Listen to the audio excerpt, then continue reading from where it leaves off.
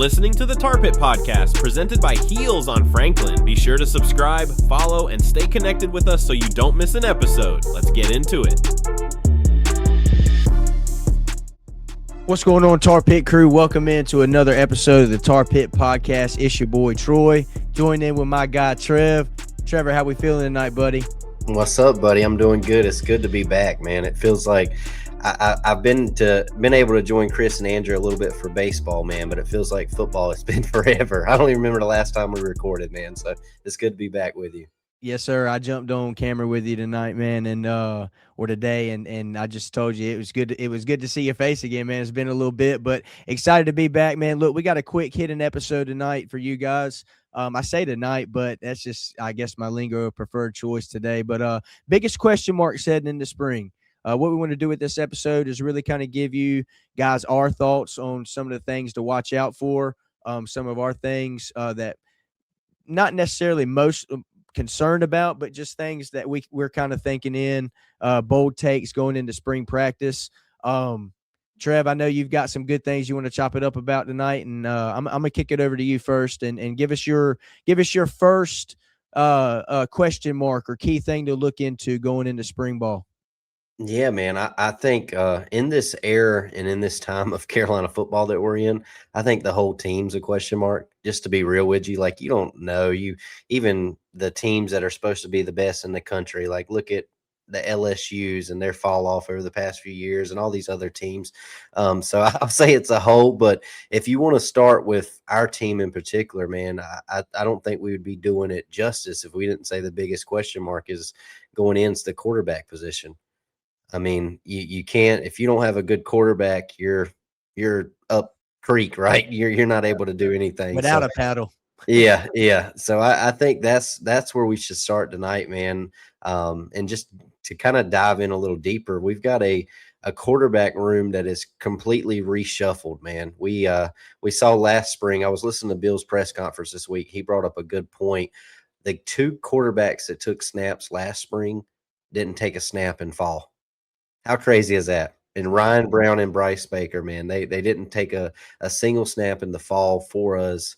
This year it should be a lot different, unless, Dickens comes in fall, summer, and wins the job and runs away with it, then we could see another case. But, we've got a few guys that are battling out. And the good thing about this spring portal is we know who our team's going to be. Where the case last year, we're having two portals. So I think we got to start at the quarterback position, man. Yeah, I'm with you too, man. I'll kind of chime in and piggyback off of you like I'm notorious for doing. First one of the spring, baby. Yes, sir. I think it'll hinge a lot on, depending on what quarterback you see into this season, will hinge on the kind of offense we're going to see under Bobby Petrino. New look OC. Obviously, we know the offensive mind that he has, but being able to really judge and gauge what kind of talent he has on team in the wide receiver room and at the running back position and across the offensive line, just the offense as a whole, what he's working with, and really kind of base your offense on that. The one thing I will say about Bobby, and I think you've brought this to a point too, Trevor, is he calls plays for his guys. If he's got a guy on the outside, like say a Jordan Shipp, he calls plays based on his skill sets and what Jordan Shipp can do. We'll get into our position group breakdowns a little bit later on, coming up here soon. But to me, it really the quarterback that you roll out week one against TCU and Ireland's really going to depend on what kind of offense you see under Bobby Petrino. All of the additions that we brought in bring something to the table, different, skill set wise. But they also are bringing in a chip on their shoulder and something to prove too. Whether it's coming off an injury, Miles coming from Texas A&M didn't really get a lot of burn. Teron coming up from Western Carolina looking to prove his game, and even Travis, the newcomer out of Georgia, Grayson. He's coming off an injury, so he kind of checks two boxes with one player. But I'll tell you this, Trevor, and this is kind of my hot take. I told you I had something good for you today. One guy that I think that is not getting talked about enough within the Carolina space when it comes to this quarterback battle, that I think he should be, is a Torrey Newkirk. You got a guy that he's not a new face in the program. He's got establishment with the coaching staff. Granted, he does have a new offensive coordinator, but I think the guy can play, man. I really do. I remember watching the state game with Chris. And Chris, no knock on Chris, he's not with us today, but no knock on Chris. He was wanting to leave a little bit earlier, and I was like, man, I'm going to stick around. I'm going to watch the whole game. It's the last game of the season. Who knows if we're going to go to a bowl game or not. At that point, we were up to metrics. And Torrey Newkirk was in the game. He arguably the best drive of the whole game against State. And I just remember watching him, man, and granted the game was over. State had their second, third string guys in, getting them some playing time. But just his confidence in which he drove the offense down the field, and he had some zip on his pass when he needed to. He showed some touch with the Jordan Owens touchdown. But I think Torrey's a guy that's not getting talked about enough that could throw a wrinkle into this whole new look quarterback room. What are your thoughts on that? I like that, man. That's a good point to bring up, because when you look at Torrey, I mean, everybody thought Bryce is the guy everybody talked about. Torrey was kind of slept under the radar, came in late. And he was the guy who got the call every time Gio, you look back at, I believe it was the Richmond game. They took out the quarterback. Torrey was the first guy in there. We were up so big, they let Gio get out of that one. So I think that's a good call. And I'll say Torrey brings something to this quarterback room where it's a little bit of like, he can do both. Like, he can do it with his legs, which Travis can too. So Travis is the same way. He can do it with his arm. Where you look at Miles, he's more so of like a pocket passing quarterback. You look at Billy, he can do a little bit of both, but more so a pocket and passing quarterback, in my opinion, but can lower his shoulder and run. So I think I agree, man. And I'm excited because with all 5 of these guys, man, I really think it's a toss-up. We really don't know. I mean, you can look at experience and the guy it should be, or whatever you think. This guy came from there or whatever, But I think it's a toss-up, and there's way more depth, more talent in the room, and more competition, which is good for everybody because that makes everybody better. I do like one thing that you brought up earlier with Petrino, man. You mentioned getting the playmakers involved. He's also quarterback guru. He's going to be quarterback friendly system. Whatever his quarterback does well, that's what he's going to call, right? He knows his quarterbacks. And I know we got a little bit of, we had our guy JJ give us a little tidbits from spring practice and, give us some things when he was there. And one thing was Bobby was right there with the quarterbacks coaching them. Bobby was the guy in their year. And I think at times last year, I'm not sure, how hands-on Freddie was with the quarterbacks. I'm sure he was there being the OC, but it's a lot different this year, which has got me excited, man. Yeah, absolutely. It's going to be interesting. Bobby is a guy, when we were talking about the hire, there was, rumors and who you thought it was going to be when they, parted ways with Freddie Kitchens, and then that spot was open.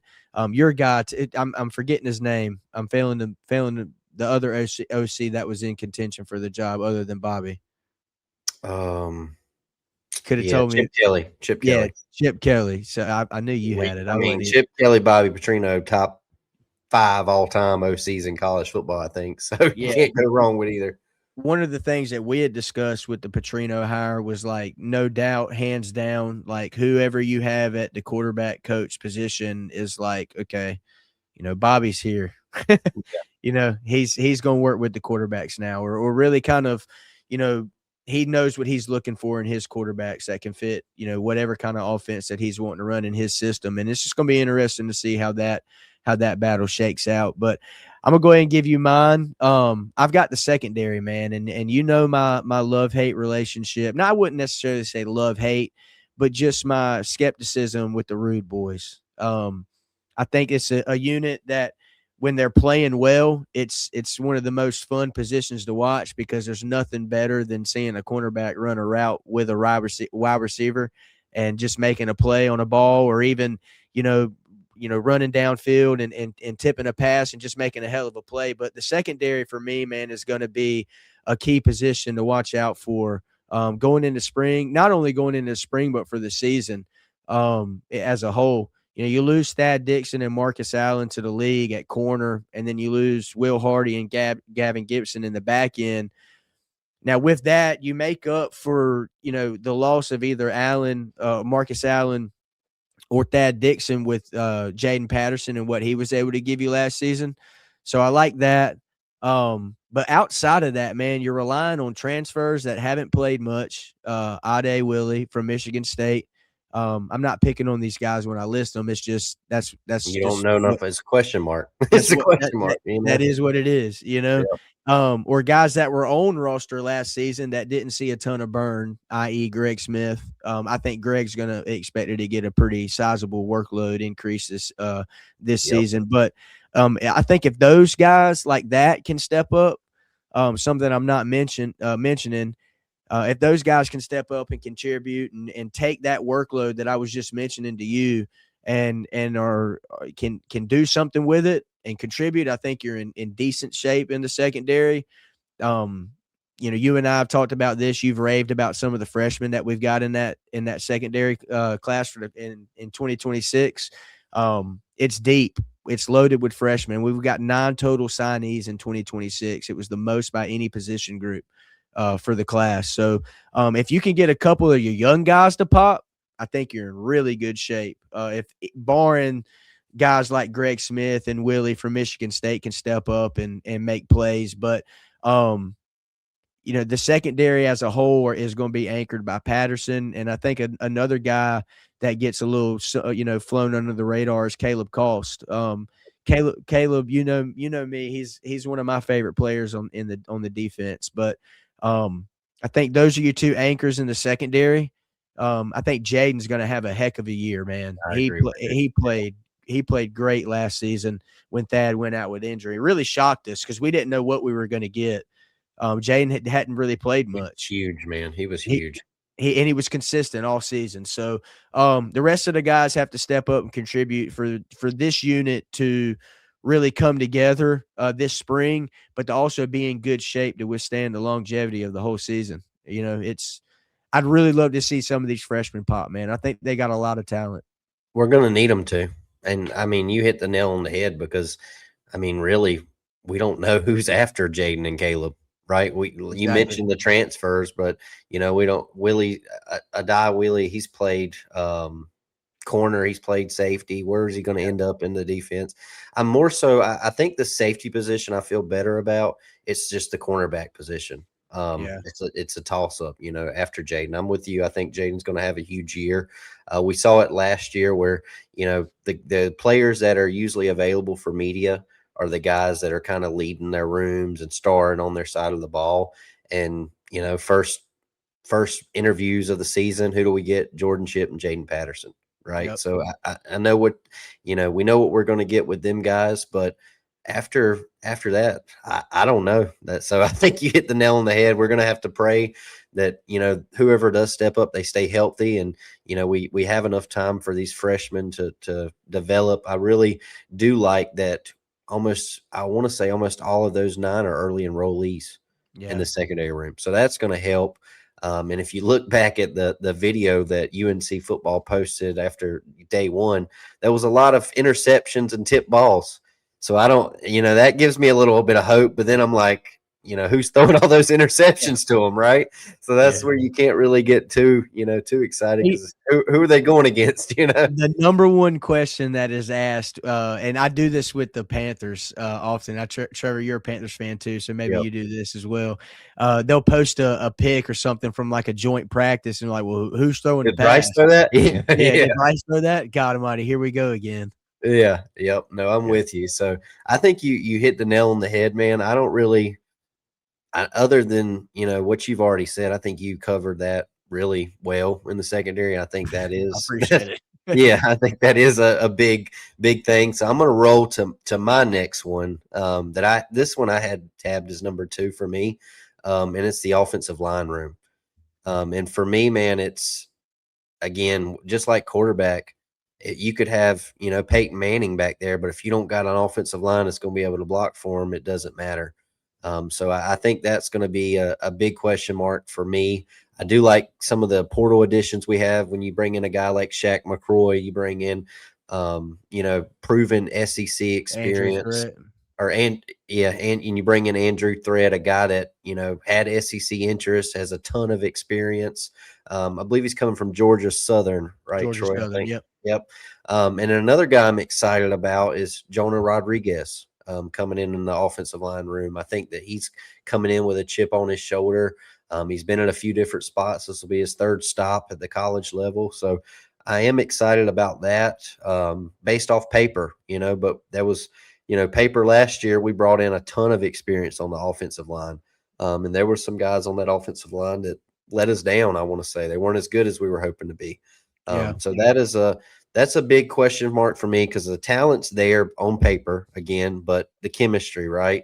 Can they gel fast enough? The protection with a new offensive coordinator, the run game calls, things like that, man. So, that's a big one for me because if this O-line isn't solid, Bobby's not going to have time to dial it up for those playmakers. Quarterback's not going to have time to do what he can do. One name that you mentioned that I didn't even think about was Jonah Rodriguez. He's a guy. He came in from the transfer portal, did he not? Yep. All three of those guys are transfer portal guys. Yep. I think a lot too, man, with our offensive line going into this season. When you look at the offensive line last season, that was an injury riddled group there for a little bit. You lose Blasky going into the season. He didn't come back until the UCF game, I don't think, or maybe and he was still banged up there. Yeah, and then Christo, you lose your starting center going into the season. And I don't even think he played at all last season, maybe sparingly. Like it. Yeah. Yep. So I think if you get and you combine that with the fact that I think a few guys were even playing out of position. I think they had Aiden Banfield at guard. He's more of a tackle or played tackle his freshman year.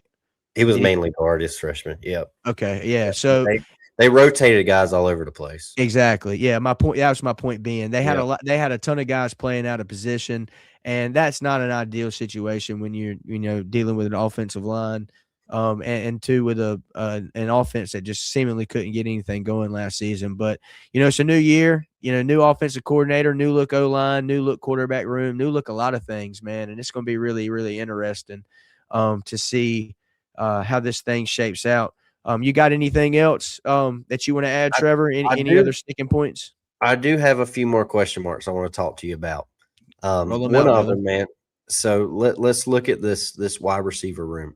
So my question mark is you bring in Ship. Obviously, we know he's the number one. You bring in Trent Kakahuna. Trent Kakahuna. Kakahuna. Yep. You got Leacock coming back. Who's going to be? I want to hear your prediction on this as a former collegiate wide receiver. Who's the guy behind Ship that we can count on to emerge? Because Kobe Pacehour's not there anymore. Kobe's graduated. He's gone. He was forever. It seemed like he was with us, and we could always count on him when he was healthy. But I mean, who is the guy that's going to step up and take the pressure off of Ship in that room?